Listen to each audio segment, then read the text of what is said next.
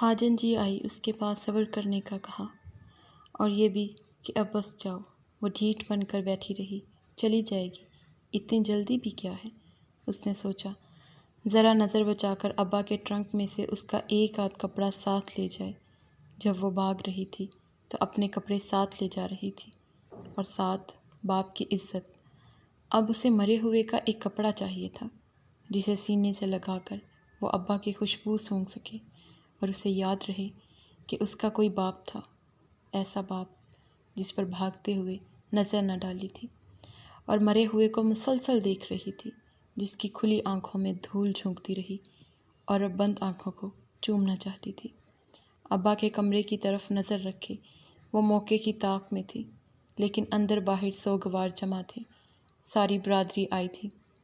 وہ کیسے ابا والے کمرے میں چلی جاتی؟ رات کے آثار نمایاں ہونے لگے۔ رشتہ داروں کا رش ذرا چھٹا تو اماں اس کے قریب بیٹھی۔ کس دھندے سے لگی ہے تو نوری وہاں؟ نوری ہکا بکا رہ گئی۔ مرگ والے گھر میں اماں کیا لے کر بیٹھ گئی تھی؟ اسے گلے سے نہ لگاتی، تسلی نہ دیتی، اتنی بڑی گالی تو نہ دیتی۔ بیوہ نہ ہوئی ہوتی اماں تو ضرور نوری پلٹ کر کھری کھری سناتی۔ تہجد پڑھ کر سوتی ہوں تو تیرے ہاتھ پاؤں، ناک منہ کان سے پھنسی پھوڑوں سا خون نکلتا دکھائی دیتا ہے۔ کس گند سے لگی ہے نوری؟ گڑ گڑ گڑ کس کا خون پیتی ہے؟ نوری کو لگا ابھی ابھی اسی کا جنازہ اٹھا، وہیں مر گئی، قبر میں بھی وہی پڑی۔ منکر نکیر آئے، کھڑے ہیں، پوچھتے ہیں بول نوری، بتا نوری، تیرا باپ قبر میں پڑا ہے نا؟ مجھے بھی جانا ہے، اولاد کے لیے بھی جواب دینا ہوگا ہمیں۔ کچھ رحم کر اپنے مرے باپ پر، اپنی پوچھ پڑتال کا بوجھ اس پر نہ ڈال، نماز روزہ کیا کر، باقی ہم نے تجھے معاف کیا اپنی دنیا میں، بس یہاں نہ آیا کر۔ نوری نے 4 بندوں کا انتظار کیا کہ آئیں اور اس کا لاشا اٹھا کر لے جائیں۔ اس سے اپنی لاش کا بوجھ اب کہاں اٹھایا جائے گا؟ گاؤں میں رہنے والی اس کی اماں نے کتنی باتیں جان لی تھی۔ کیا یہ مائیں ولی ہوتی ہیں؟ اماں نے زندگی بھر ایک تہجد نہ چھوڑی اور نوری نے ایک بھی فرض نہ پکڑا۔ دیواریں تھام کر نوری اٹھی اور باہر نکلی۔ اس کے اتنے بڑے خاندان میں صرف جاوید ہی سیٹھ لگ رہا تھا اور وہ اکیلی سٹھانی آپا، بھابیاں، خاندان کی دوسری سب اس کے سامنے چوڑی چمارن لگ رہی تھی۔ ایک وہی مہارانی تھی، ان میں مہارانی چپکے سے اپنے محل میں واپس آ گئی۔ چاند نے شاہی محلے میں ہی آنکھ کھولی تھی، چلنے پھرنے لگا تو اندر کے کام کرنے لگا، خدمت گزار بن گیا۔ 2 اور اس جیسے لڑکے تھے، وہاں لڑکیاں بھی تھیں اسی کی عمر کی، لیکن انہیں سنبھال کر رکھا جاتا، صباحوں سے چاؤ سے۔ باقیوں میں سے کوئی ایک اس کی ماں تھی، کون تھی وہ نہیں جانتا تھا۔ کوئی بھٹک کر بھی بچے کو سینے پر لگا کر نہ کہتی کہ میں ہوں تیری ماں، لیکن دنیا میں لے آنے سے ہی تو کوئی ماں باپ نہیں بن جاتا نا۔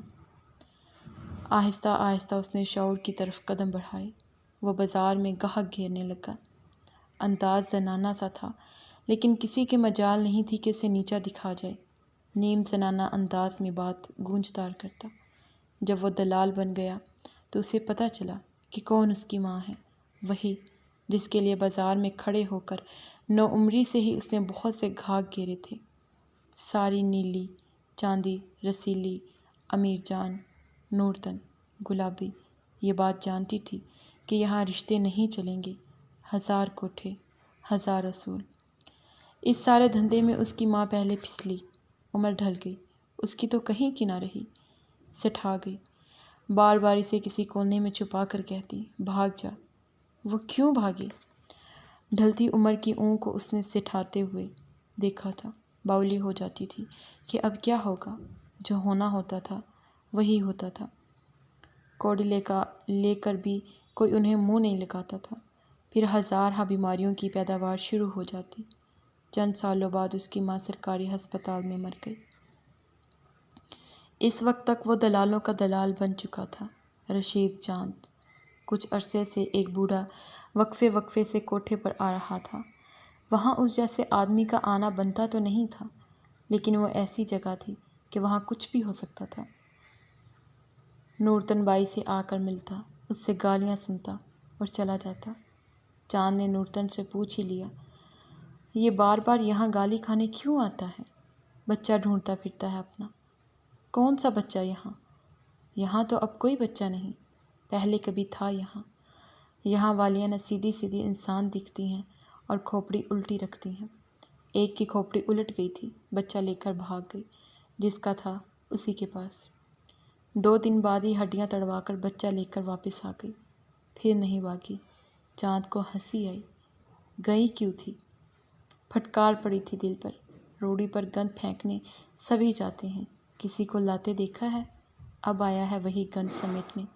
میں نے کہا پیسہ دو لے جاؤ، کیا کہتا ہے؟ کنگال ہے مووا۔ دے گا کیا؟ ہے کون؟ کس بچے کا باپ ہے؟ نورتن نے بھویں اچکائی، تجھے کیا؟ تو اپنے کام سے لگ، میرے کام میں مت پڑ۔ چاند نے دوبارہ نہ پوچھا۔ نئی باتیں نہیں تھی یہ سب، آئے دن کے قصے تھے۔ ایک دن پھر آیا، 60,000 لایا اور نورتن کے پیروں پر گر گیا۔ اپنی لمبی داڑھی کے واسطے دیے، نہ جانے کیا کیا کہتا رہا۔ نورتن نے چاند کو بلوا لیا، صفایا کر اس کا۔ چاند اور چار اس جیسے اور بازار سے ذرا دور اندر چند گلی سڑی گلیوں پار کر کے اسے ایک اندھیرے سرنگے نما کمرے میں گھسیٹ لائے۔ چاند نے اسے گردن سے دبوچ رکھا تھا، دوسرے ہاتھ سے اس کے منہ پر مکے جڑ رہا تھا۔ اسے پٹخ کر لاتوں اور گھونسوں سے مارنا شروع کیا۔ بیچارہ بوڑھا آدمی مار کھاتا جا رہا تھا، ساتھ چلا رہا تھا، مار ڈالو مجھے، بھلے سے مار ڈالو، تم میں سے کوئی تو جانتا ہی ہوگا، یہ 60,000 رکھ لو، صرف اتنا بتا دو گلابی مر گئی کہ کہیں چلی گئی۔ اس کی پھٹی قمیض سے جھانکتے سینے پر چاند نے ایک زوردار لات پڑ چکی تھی، دوسرے سینے تک پہنچ پر جم گئی تھی۔ رشید عرف چاند زندگی میں پہلی بار اندر کہیں سے اٹھنے والی ایک ٹھیس سے آشنا ہوا۔ گلابی تو اس کی ماں تھی اور اس ماں کا ایک بچہ تھا، تو پھر یہ داڑھی رکھے، مسجدی ٹوپی پہنے، کندھے پر صافہ دھرے، ضعیف کمزور لاغر دھنی آنکھوں والا کون تھا یہ، جس کے گال بھیگ چکے تھے، وجود کپ کپا رہا تھا؟ کون تھا اس کا بچہ؟ گلابی کا ایک ہی بچہ تھا، چاند۔ چاند کے اندر جو ٹھیس اٹھی وہ ذرا اور بڑھی، وہ وہاں سے بھاگا، چھوٹی چھوٹی گندی گلیوں کو پار کرتے، چوباروں کے نیچے سے، اندھیروں کے اوپر سے، وہ لمبے لمبے ڈگ بھرتا دور نکل گیا۔ بہت دیر بھاگتے رہنے کے بعد ایک جگہ بے ہوش ہو کر گر گیا۔ بھنگی کالیا اسے ڈھونڈتے آئے، اٹھا کر ساتھ لے گئے۔ رات گئے اسے ہوش آیا، اس سرنگ نما کمرے کی طرف بھاگا۔ وہ تو جا چکا تھا، جانا ہی تھا۔ ایک دن پھر آ گیا، چمڑے کا چھوٹا بیگ بغل میں دبائے، شاید زیادہ رقم کا انتظام کر لیا تھا اس نے۔ چاند کو اپنی اصل قیمت کا ابھی ابھی اندازہ ہوا۔ آج کوئی اس پر بھی لٹانے آیا تھا، اس کے لیے دام لایا تھا۔ کیا چاہیے؟ بھنگی اور کالیا کو پرے کر کے چاند آگے ہوا۔ کالیا تو پھر سے لاتے گھونسے مارنے کے لیے پر تول رہا تھا۔ بچے، ایک آخری بار نورتن سے ملنے دو، اسے کہو 6,20,000 لایا ہوں۔ چاند کا سر گھوم گیا، سر خوشی سے وہ گھنگرو باندھ ناچ جیسا ہو گیا۔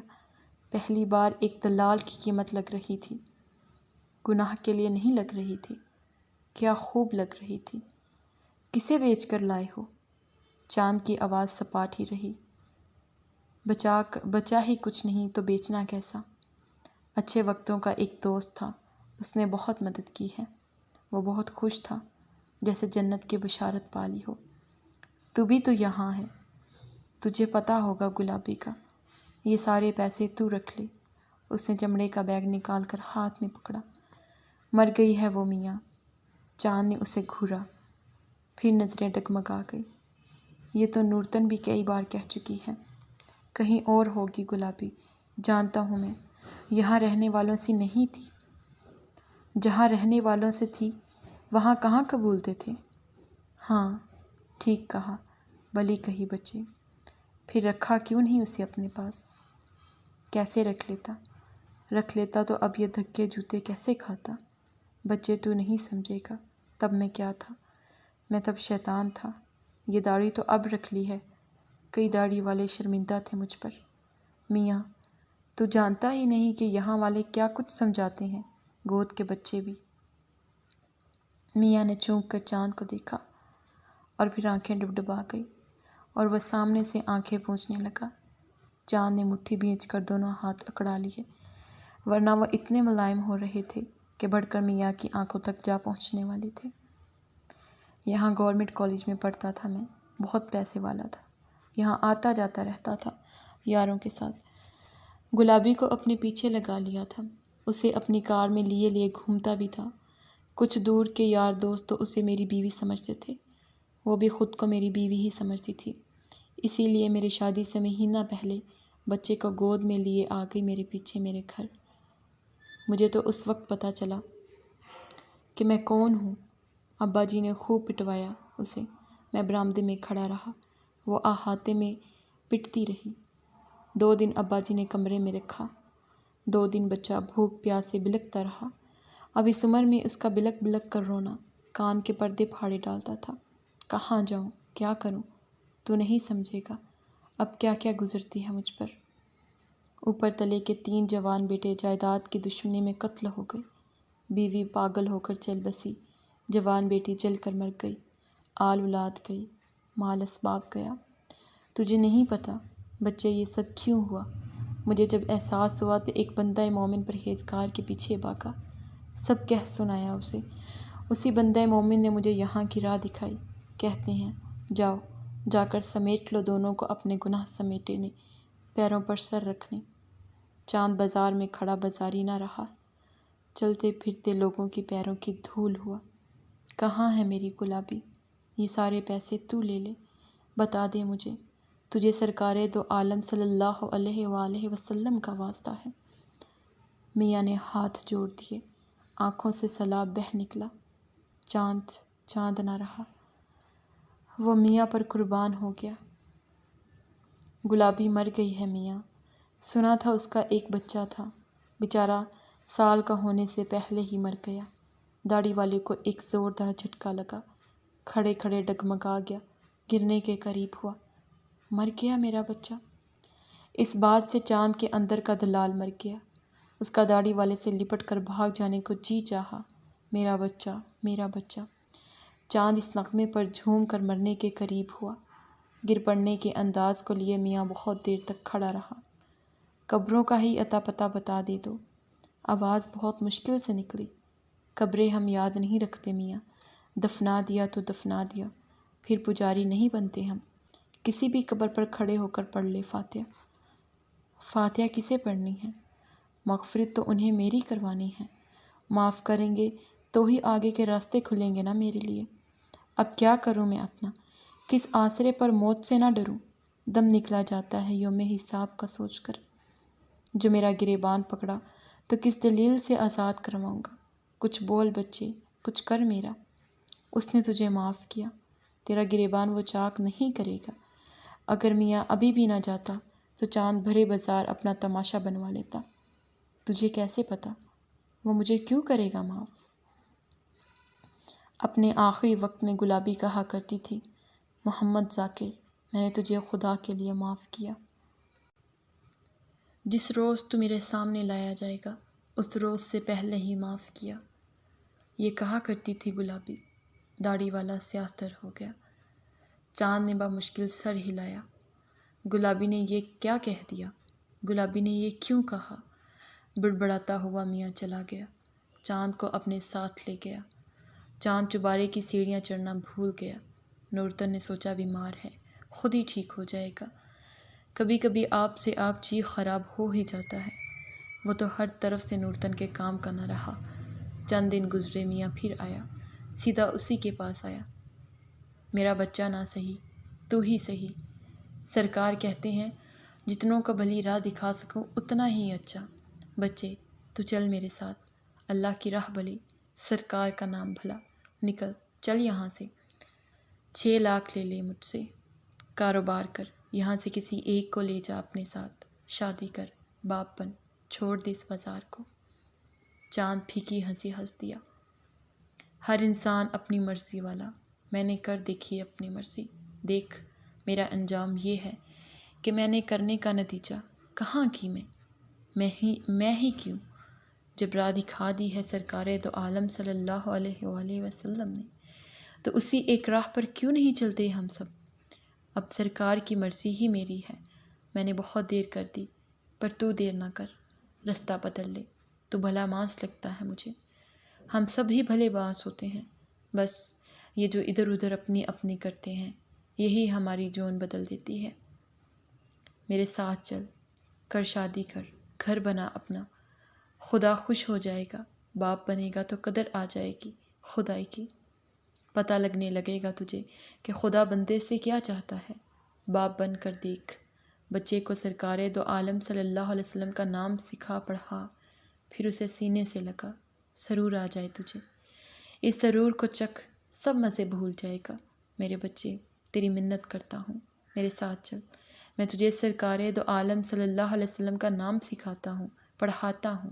بندہ مومن کہتے ہیں، اطاعت میں کبھی دیری نہیں کرنی چاہیے، علم میں کوئی شرم نہیں، خدا کے بندوں میں کوئی بڑا چھوٹا نہیں۔ چلا میرے ساتھ۔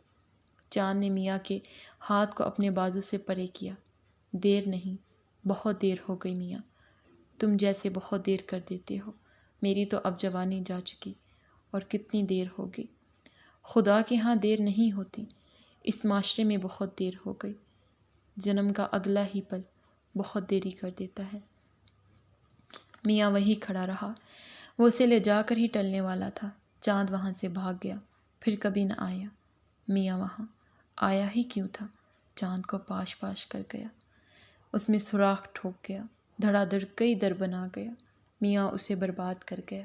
علم سے لا علمی بھلی، وہ رشید چاند پر خدائی جادو پھونک گیا۔ گاہک گھیرتے گھیرتے اس نے انسان گھیرنے شروع کر دیے۔ الٹ پلٹ سا ہو گیا، دماغ کوٹھے سے پرے ہوتا گیا۔ ایک کوٹھے والی کی لڑکا ہوا، اسے بڑا پیارا لگا، بہت منت کی کہ دے دے مجھے، کوٹھے سے پرے پالوں گا، لیکن اس نے صاف کہا کہ وہ تو اسے دلال ہی بنائے گی۔ ڈھلتی عمر میں اس ایک بچے کی صورت دیکھی تو اس پر دل و جان سے فدا ہو گیا، ماں کی طرح سٹھیا گیا۔ بچہ بچہ ہونے لگی دل میں، بہت منت کی اس کی، لیکن وہ نہ مانی۔ بہت راضی بازی تھی وہ اسے دلال ہی بنانے پر، گاہک گھیر کر لانے میں۔ چاند چھپ چھپ کر بچے کو دیکھتا، اس کی غوغا سنتا، تڑپ اٹھتا، دل کھٹا ہو گیا اس کوٹھے سے۔ بازار میں عجیب عجیب تماشے کرنے لگا، باقی لڑکوں کے ساتھ بھڑ جاتا، گاہکوں کے ساتھ بدتمیزی کرتا۔ اسے کوٹھے پر چڑھنے والے سب میاں ہی نظر آتے، آج نہیں تو کل سب میاں کے ہی حال کو پہنچ جائیں گے۔ یہ سب پلٹ کر اپنے قدموں کے نشانات کیوں نہیں مٹا دیتے کہ دوست کی دروغی انہیں کھوجنے یہاں نہ آ جائیں۔ چاند سوچتا، آج کل ایسے ہی سوچتا تھا۔ نورتن نے صاف صاف بٹھا کر پوچھا، کیا موت پڑی ہے؟ بچہ، ایک ہی لفظ نکلا، فوراً نکلا۔ کون سا بچہ؟ کس کا بچہ؟ گلابی کا بچہ، میاں جی کا۔ وہ تو ہے۔ نورتن چڑھ گئی، میں تو چاند ہوں، دلال ہوں، مجھے تو میاں کا بچہ چاہیے جو اس کی مغفرت کروا سکے۔ مجھ سے کہاں ہوگی اب، مجھے تو اپنی پڑ گئی ہے۔ پاگل ہو گیا ہے، تیری ماں پر بھی یہی موت پڑی تھی، کیا کرے گا بچے کا؟ کیوں مانگتا پھرتا ہے ادھر ادھر والیوں سے؟ پالوں گا، انسان بناؤں گا، دلال کا بچہ دلال ہی بنے گا نا۔ دلال تو کتا ہوتا ہے، سور۔ تو سور ہے؟ نورتن ہنسی، وہ بھی اچھا ہے مجھ سے۔ اتنی غیرت کیوں امٹتی آ رہی ہے؟ کیا پتہ، عورت کی منڈی ہے یہ چاند جی، بچوں کی نہیں۔ لڑکا لڑکی سب اپنے اپنے دھندے سے سیدھی طرح راورنا چلتا بن۔ بہت لحاظ کیا ہے میں نے تیرا، تو نے مجھے بہت خوش رکھا، اب تک اسی لیے بٹھا کر پوچھ رہی ہوں، ورنہ تو جانتا ہے مجھے۔ سیدھی طرح اب اس سے رہا نہیں جا رہا تھا۔ درباروں میں جا جا فقیروں ملنگوں کے گھٹنوں سے لگ کر بیٹھ جاتا۔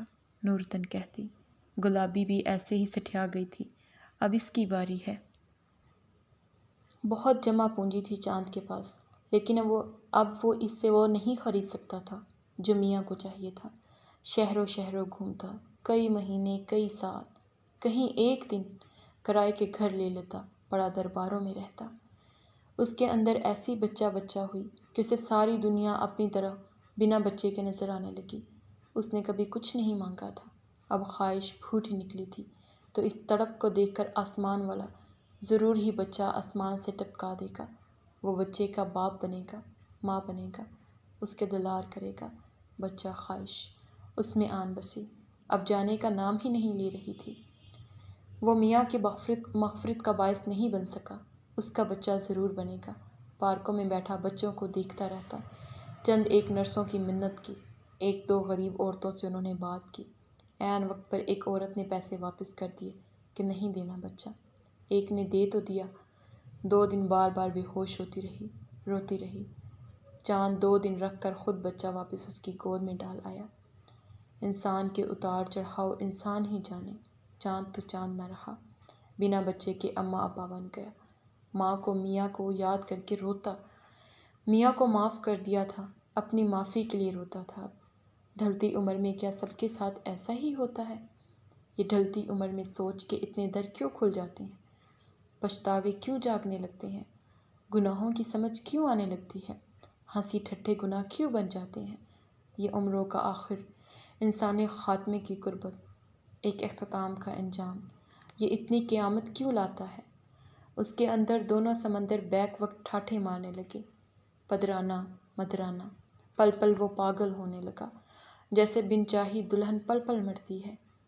رشید کو لگتا اس کی شادی کو عشرے بیت گئے، اب بس گود بھرنے کا انتظار اور نہیں ہوتا، یا انگھارے بر دو یا گود۔ وہ بانجھ پن کا بوجھ اٹھائے سیاہ پڑتی عورت کی طرح باولا ہو گیا۔ وہ ڈاکٹروں اور حکیموں کے پاس بھاگتی ہے، یہ مزاروں اور بچہ دینے اور دلانے والوں کے ہاں جانے لگا۔ ورنہ کیا تھا، کسی بھی اٹھائی گیر سے بات طے کرتا، پیسے دیتا اور کسی کا بھی بچہ اٹھوا لیتا، لیکن وہ ذات کا بے ذات ہو سکتا تھا۔ خصائل میں اچھے اثرات باقی تھے، بچی ذات وہ رکھ نہیں سکتا تھا، پھر اس کی شادی کا مسئلہ ہوتا، لڑکا کوئی دیتا نہیں تھا۔ ایک بچی تو مفت مل رہی تھی، 8ویں بچی تھی، اپنی ماں کی ماں نے کہا لے جاؤ، اس کا باپ اسے مار دے گا۔ چاند نے ہاتھ جوڑ کر انکار کیا، میرے ساتھ اسے معاشرہ مار دے گا۔ رشید جب چاند بنا تھا تو خوب بنا تھا، ہیرا منڈی میں اس کی چاندنی کو زوال نہیں تھا۔ اب باپ بننا چاہتا تھا تو خوب تڑپ رہا تھا۔ اس نے ہر سوانگ بہت دل سے اور جم کر رچایا۔ جاوید کے گھر سے نکلتے ہی، امین کو سینے سے لگاتے ہی، وہ کئی جہانوں کی سیر کر چکا تھا۔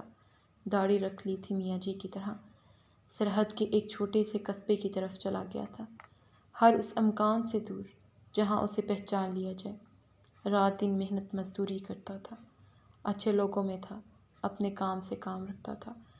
جتنے پیسے تھے وہ اس نے امین کے لیے بچا رکھے تھے، فی الحال وہ اسے اپنی کمائی ہی کھلا رہا تھا تاکہ جب وہ بڑا ہو اس کا مستقبل محفوظ ہو اور وہ آرام سے پڑھ سکے۔ راستے کی ایک مسجد کے مولوی صاحب سے اس کے کان میں اذان دلوائی، اور نام بھی انہوں نے ہی رکھا تھا، امین۔ چاند کا چاند تھا، اسے بہت پیارا تھا۔ جب امین چلنے لگا تو وہ اسے 5 وقت مسجد لے جاتا، بولنے لگا تو مدرسے کے استاد محترم کے پاس چھوڑ آیا۔ اس قصبے میں کوئی اسکول نہیں تھا، بہت لمبی مسافت پر تھا، مدرسے میں ہی ابتدائی تعلیم دی جاتی تھی۔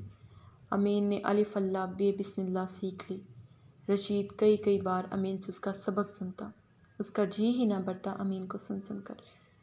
رشید امین کو کھلاتا، نہلاتا، مدرسے لے کر جاتا، رات کو اسے سرکار دو عالم صلی اللہ علیہ وآلہ وسلم کا درود سکھا کر سلا دیتا، درود پاک کی ہی لوری سناتا، اسی لوری سے اٹھاتا۔ رشید خوش تھا، اب اپنی زندگی اسے وہ مل گیا تھا جو اس نے کبھی نہیں چاہا تھا، اور جب چاہا تو ویسا ہی مل گیا۔ کرائے کے چھوٹے سے گھر میں وہ دونوں خوش تھے، امین کی جان تھی رشید بابا میں۔ اس بابا کو دیکھ کر وہ سانس لیتا تھا۔ رشید نے ایک بار سوچا کہ امین کو اس کے ماں باپ بہن بھائیوں سے ملوانا چاہیے، دونوں ملتے رہیں گے، لیکن یہ بعد کی باتیں تھیں، ابھی وہ صرف اپنے اور امین کے لیے جی رہا تھا۔ امین اس سے اتنا پیار کرتا ہے کہ اسے کبھی چھوڑ کر نہیں جائے گا، وہ اسے سب سچ بتا دے گا کہ رشید کا ماضی کیا تھا، کہاں رہا اور امین کو کیسے حاصل کیا۔ وہ اس کا لے پالک باپ ضرور تھا، لیکن محبت کی ہر حد سے زیادہ اس سے محبت کرتا تھا۔ وہ امین کے دونوں ہاتھوں اٹھوا کر میاں اور گلابی کے لیے دعا کرواتا۔ امین ایک بے حد منمونا بچہ تھا، بے حد پیارا۔ گوہر سارہ کو لے کر کینیڈا اپنے والدین کے ساتھ رہنے لگی۔ سارہ بہت خوبصورت تھی اور اس کے گھر والوں نے کھلے دل سے اس کے فیصلے کا خیر مقدم کیا۔ گوہر سارہ سے پہلے سکون آور گولیاں کھاتی تھی۔ اس عادت سے چھٹکارا ملا، نفسیاتی مریضہ بننے لگی تھی۔ سارہ اس کی زندگی میں انقلاب لے آئی۔ گوہر کی ایک بہن اور 2 بھائی شادی شدہ تھے۔ گوہر سے زیادہ سارہ سے پیار کرنے لگے تھے۔ کینیڈا میں اس نے اپنا گھر سیٹ کر لیا، الگ سے جاب کرنے لگی۔ سارہ کو لے کر گھومتی، رات کو اس کے ساتھ باتیں کرتے کرتے سو جاتی۔ وہ سارہ کے ساتھ اپنی زندگی سے بے حد خوش تھی۔ ویکینڈ پر سب اکٹھے ہو کر ڈیڈی کے گھر ڈنر کرتے۔ ایک عرصہ وہ آپس میں ناراض رہے تھے۔ ان سب کے درمیان گوہر کی اپنی مرضی کی شادی میں خلیج پیدا کرتی تھی۔ گوہر کو ثاقب کے ساتھ طوفانی محبت ہو گئی تھی۔ سانس نہیں آ رہا تھا ثاقب کے بغیر۔ کینیڈا میں ہونے والی ایک بین الاقوامی بزنس کانفرنس میں ثاقب شریک تھا۔ گوہر وہاں اپنے آرٹیکل کے لیے گئی تھی، جو اسے کالج میگزین کے لیے لکھنا تھا۔ اس سے پہلی ملاقات کے بعد گوہر ثاقب کے پیچھے پاکستان تک گئی، اپنے گھر والوں کو ناراض کیا۔ نہ صرف گئی بلکہ شادی بھی کر لی۔ اتنے سال اس کے لیے پاکستان میں رہی۔ ثاقب کو اولاد کی پرواہ نہیں تھی کیونکہ اس کے 2 بیٹے تھے۔ گوہر خود ہی علاج کرواتی رہی۔ امریکہ بھی اکیلی ہی گئی۔ اس کام کے لیے ثاقب کے پاس وقت نہیں تھا۔ وہ ایک اچھی کنسٹرکشن کمپنی کا مالک تھا۔ پیسے کی کمی نہیں تھی، وقت کی بہت کمی تھی۔ چند سالوں میں ہی گوہر کو اپنی غلطی کا احساس ہو گیا۔ کئی بار ثاقب سے لڑ کر طلاق کی بات کی، لیکن طلاق کا یہ مطالبہ ثاقب کے ذرا سے بہلانے پر محبت میں بدل جاتا۔ 1-2 بار وہ اس کے ساتھ چیک اپ کے لیے چلا گیا۔ 2 بار گوہر کینیڈا بھی گئی، گھر والوں سے ملی، لیکن پہلے جیسی بات نہ بن سکی۔ انہیں ثاقب پسند نہیں تھا۔ ان کا کہنا تھا کہ گوہر بہت معصوم ہے، لوگوں کی پہچان نہیں رکھتی، ثاقب کو چھوڑ دے، لیکن وہ ثاقب کو چھوڑ نہیں سکی۔ اولاد کے لیے تڑپتی رہی۔ ثاقب اسے بیبی لینے بھی نہیں دیتا تھا۔ جاوید نے اسے بیبی دینے کا کہا تھا تو وہ رہ نہ سکی اور خود سے ہی فیصلہ کر لیا۔ ثاقب نے صاف کہہ دیا کہ وہ اسے کسی بچے کے ساتھ گھر میں گھسنے نہیں دے گا۔ کچھ جاوید کا ڈر اور کچھ ثاقب سے اختلاف، وہ فوراً کینیڈا آ گئی۔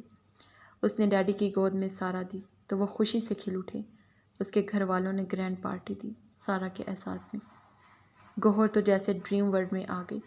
اسے یقین ہی نہیں آ رہا تھا کہ بچے ایسے زندگی بدل دیتے ہیں، اتنی پیاری لگنے لگتی ہے زندگی۔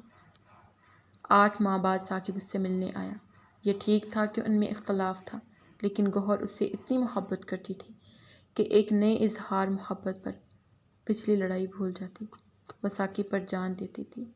ثاقب اب گوہر سے ملنے 6 ماہ میں 1 بار آ جاتا۔ گوہر کے لیے یہی کافی تھا۔ ثاقب کے آنے سے پہلے گوہر سارہ کو ڈیڈی کے پاس چھوڑ دیتی۔ ثاقب 10-15 دن رہتا اور چلا جاتا۔ وہ سارہ کا نام سننا بھی پسند نہیں کرتا تھا اور پھر اتنے سے دنوں کے لیے گوہر کی کوئی بدمزگی نہیں چاہتی تھی۔ اس کی زندگی ٹھیک جا رہی تھی۔ سارہ اسکول جانے لگی۔ وہ 7 سال کی ہوئی تو ثاقب اس پر نظر ڈال کر نظر ہٹانا بھول گیا۔ 1-2 بار وہ اسے 3-4 سال پہلے دیکھ چکا تھا۔ اس بار دیکھا جیسے دنگ رہ گیا۔ ادھر آؤ، ثاقب نے پہلی بار بلایا، اپنے پاس بٹھایا، باتیں کی، اس کے بال سہلانے لگا، گالوں پر چٹکی لی، اس کے ہاتھ اپنے ہاتھوں میں لیے بیٹھا رہا۔ گوہر بہت خوش ہوئی۔ سارہ بھی بہت خوش نظر آنے لگی۔ بہت دیر تک نئے بنے پاپا سے باتیں کرتی رہی۔ پاپا اسے آئس کریم کھلانے لے گئے۔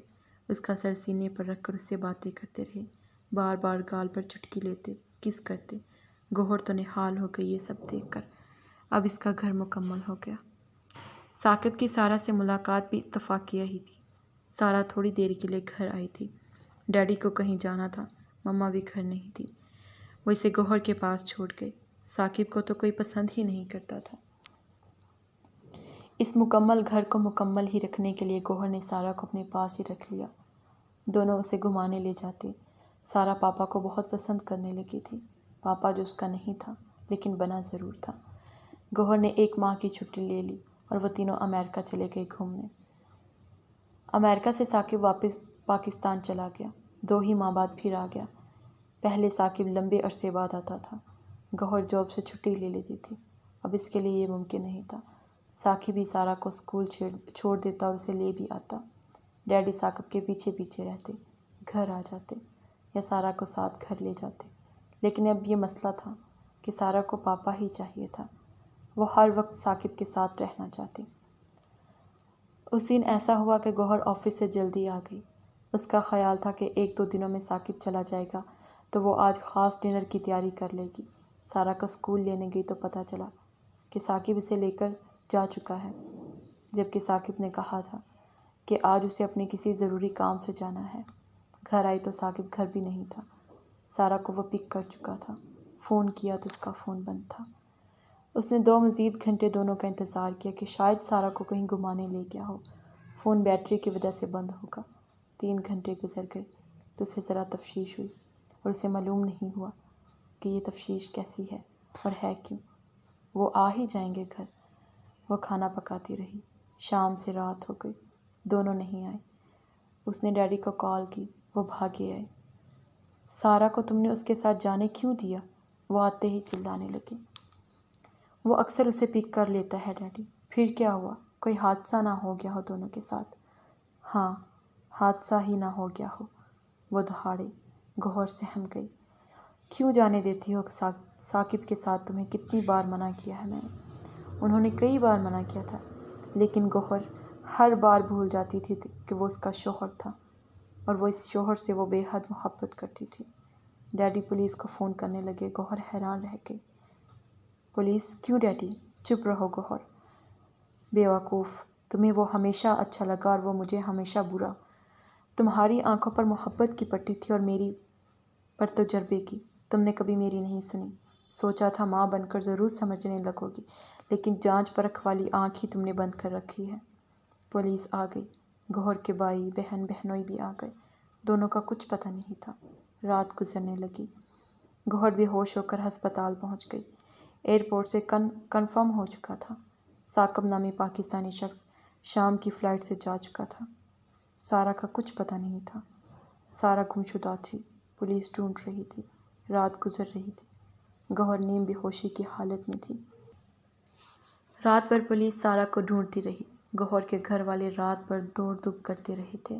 دن چڑھے شہر سے دور ویرانے میں جنگل کی طرف کرائے کی ایک کار کی پچھلی سیٹ پر سارا نیم مردہ حالت میں پڑی ملی۔ کوئی ہوش والا اس کی حالت کو دیکھ کر ہوش میں نہیں رہ سکتا تھا۔ گوہر کی سارا، نوری کی سارا، جاوید کا سودا۔ ٹھیک اسی رات پہلی بار گوری نوری کے خواب میں آیا۔ نوری ڈر کر سارا گھر میں بھاگتی پھری، چیخ چیخ کر آسمان سر پر اٹھا لیا۔ میرا دل پھٹا جا رہا ہے جاوید۔ وہ زمین پر بچھ گئی، لوٹ پوٹ ہونے لگی۔ جاوید کے لیے مشکل ہو گیا اسے سنبھالنا۔ کانوں پر ہاتھ رکھ کر فرش پر پھیلتے اس نے ایک دل خراش چیخ ماری، پھر بھاگ کر سیڑھیاں پھلانگتی نیچے آئی۔ تیسری سیڑھی سے گر گئی اور منہ سے خون فوارے کی صورت میں نکلنے لگا۔ جاوید نے رکھ کر 2 تمانچے مارے منہ پر۔ پاگل ہو گئی ہے کتی۔ مرے باپ کو دیکھ لیا خواب میں۔ کون مر گیا اب تیرا؟ خواب تو وہ بھول گئی۔ پھر چلائی، اور روئی کیوں؟ نہ جانے کیا کیا یاد آ رہا تھا اور یاد بھی نہیں آ رہا تھا۔ وہ جاوید کا منہ دیکھنے لگی۔ دل چاہا اپنا سر دیوار میں دے مارے یا اپنا کلیجہ کچا کھا جائے۔ جاوید کو بڑا ترس آیا دیکھ کر۔ اس کا منہ صاف کیا، ساتھ لے کر کمرے میں آیا، بیڈ پر لٹایا، سر دبانے لگا، بال سہلانے لگا۔ نوری، یہ حرکتیں چھوڑ دے۔ مجھے غصہ نہ دلایا کر، ورنہ گھر سے نکال دوں گا۔ اپنی حالت دیکھ۔ بچیاں دیکھ لیتی تو تجھے پاگل سمجھتی، ڈر جاتی۔ کچھ خیال کر نوری۔ نوری نے ترحم سے جاوید کی طرف دیکھا۔ میرا دل جاوید۔ اس نے مکے مارے دل کی جگہ پر۔ دل ٹھیک ہے تیرا، وہم نہ کر۔ میرے اندر کچھ ہو رہا ہے جاوید، مجھے بڑی تکلیف ہو رہی ہے۔ اس کے سینے پر سر رکھ کر وہ سسکنے لگی۔ کل ڈاکٹر کے لے چلوں گا تجھے۔ مجھے بچا لے جاوید، میں مر جاؤں گی۔ جاوید نے الماری میں سے 2 نیند کی گولیاں نکال کر اسے کھلائی اور بتی بجھا کر خود سو گیا۔ نوری گولیاں کھا کر بھی جانے نہ جانے کی کیفیت میں معلق سوتی جاگتی رہی۔ انجانی آہیں سنتی رہی، سمجھ نہ پائی۔ جس حمل سے اب نوری تھی، اس بچے کے دماغ میں پانی تھا۔ ڈاکٹروں نے کہا پیدا ہوا بھی تو بچے گا نہیں، اور پیدا ہونے سے پہلے بھی مر سکتا ہے۔ ماں کی جان کو دونوں صورتوں میں خطرہ ہے۔ ڈاکٹروں نے صاف صاف بات کی کہ حمل برقرار رکھنا نوری کی جان لے کر ٹلے گا۔ جاوید نے نوری کی منت کی لیکن نوری نہیں مانی۔ ابھی تو جاوید کو کوئی گاہک نہیں ملا تھا، یہی بچہ تو نوری کا تھا۔ نوری نے 6 مہینے تکلیف سے چلا چلا کر آسمان پر سر اٹھائے رکھا، دھرتی ہلائے رکھی، لیکن بچے کو پیٹ میں ہی رکھا۔ 7ویں مہینے وہ دنیا میں آیا، ہسپتال میں ہی رہا۔ نوری 15 دن رہ کر گھر آ گئی اور پورے 9 ماہ کا ہو کر بچہ مردہ ہو کر گھر آ گیا۔ نوری نے جاوید کا گریبان پکڑ لیا۔ بچہ، بچہ دے میرا، نکال میرا بچہ جاوید، مجھے میرا بچہ چاہیے۔ اس کی میت کے پاس وہ یہ چلاتی رہی، نکال میرے بچے، دے میرے بچے۔ میت اٹھتے ہی وہ اس پر آ گئی۔ 1-2 بار تو جاوید نے برداشت کر لیا کہ دکھی ہے، پھر رکھ رکھ کر مارنے لگا، گالیاں نکالنے لگا۔ میرے سر پر ہی چڑھتی آ رہی ہے تو وہ لاتے گھونستے مارتا رہا۔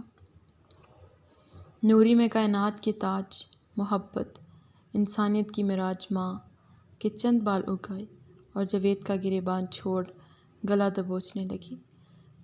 جب حمل نہیں ٹھہرا تھا تو نوری مزاروں پر دیے جلاتی، جمعراتوں کی پابند ہو گئی۔ کئی سو نت نئی منتیں مانگ لی، صبح و شام درباروں میں گزارتی، ننگے پیر جمعرات کو داتا دربار جاتی، منت بھی مان رکھی تھی، بیٹا ہوا تو ہر سال تک ہر جمعرات ننگے پیر دربار جائے گی۔ جب اسے جاوید سے شادی کرنی تھی تب بھی وہ درباروں کی پابند ہو گئی تھی۔ اماں کہتی نوری نماز پڑھ لے، تیری ماں تہجد گزار ہے اور تو نماز سے ہی دور ہے۔ وہ دربار جا کر منت کے نفل پڑھتی رہتی، ادھر ادھر سے اٹھائے پیسوں سے تیل اور دیے جلاتی، ہاتھ جوڑے گھٹنوں دربار والی سرکار سے مانگتی۔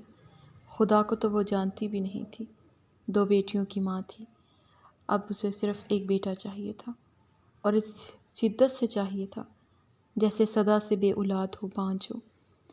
ابا کے مرنے کے بعد اسے لڑکی ذات سے نفرت ہو گئی تھی۔ اس رات وہ گھر آ کر سو نہیں سکی۔ پہلی بار واضح خلل آیا تھا اس کی ذات میں۔ اس کی اماں نے کس دھڑلے سے اس کی پوٹلی کھول دی تھی۔ نوری کو بد دعا لگ گئی تھی۔ کس کی نہیں لگی ہوگی۔ ابا کی قبر میں پہلی رات اس کے حساب کتاب کی پہلی رات بن گئی۔ اس کا حساب کتاب شروع ہوا تو وہ تھر تھر کانپنے لگی، ایسی کپکپاہٹ جو نظر نہیں آتی، جو تھمتی بھی نہیں۔ اس نے اگلے دن ڈھیروں چیزیں منگوا کر بچوں میں بانٹی۔ گاؤں میں جس کا جب کبھی دل پریشان ہوتا وہ میٹھی گولیاں، گڑ والے چاول یا بھونے دانے بچوں میں بانٹ دیتا۔ نوری کا دل پھر بھی ویسا ہی رہا۔ اسکول سے گڑیا مانو آ جاتی، انہیں کھانا کھلا کر سلا کر وہ دربار آ جاتی۔ جاوید فون کرتا، کہاں مری ہے، گھر آنا ہے کہ نہیں؟ وہ چونکہ رات ہو گئی، کتنی اذانیں ہو چکی، جماعتیں کھڑی ہو چکی، اور وہ وہیں دربار میں ایک طرف بیٹھی رہی۔ وہ دعا کرتی کہ وہ منحوس ہجڑا مر جائے، اس کی جان لے کر ہی ٹلے گا کیا؟ بدھائی، میری بدھائی، بتا کون کھا گیا میری بدھائی؟ جو بھی لے گیا تجھے کیا؟ نوری بعد ازاں بڑبڑاتی، تو ماما لگتا ہے پوچھنے والا۔ اماں تو پاگل ہے ہماری۔ گڑیا اسے ایسے بڑبڑاتے دیکھ لیتی تو ہاتھ اٹھا کر اشارہ کر کے کہتی، ماں پاگل ہے، ماں کی اولاد ٹھیک ہے۔ نوری دہاڑتی، گندی اماں، چھی، شیم شیم۔ نوری نے رکھ کر ایک تھپڑ رکھا اس کے۔ اتنی سی ہو کر اتنی بڑی گالی دے رہی تھی نوری کو۔ نوری کا جی چاہا اسے مار ڈالے۔ گڑیا نے مار کا بدلہ لیا، اسے باتھ روم میں بند کر دیا اور کمرے کا دروازہ بھی۔